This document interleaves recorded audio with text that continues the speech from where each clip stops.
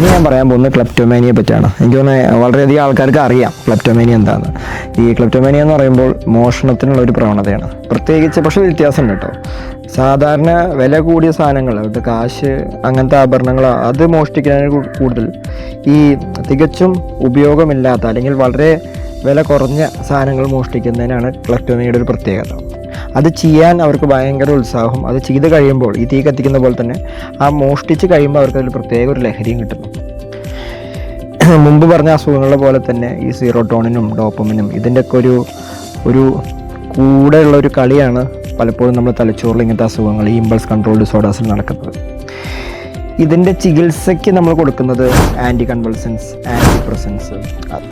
അതിനെക്കാട്ടും നമ്മൾ കൂടുതൽ ഫോക്കസ് ചെയ്യുക ഇൻസൈറ്റ് ഓറിയൻറ്റഡ് സൈക്കോതെറാപ്പി, അതുപോലെ തന്നെ CBTയിലായിരിക്കും.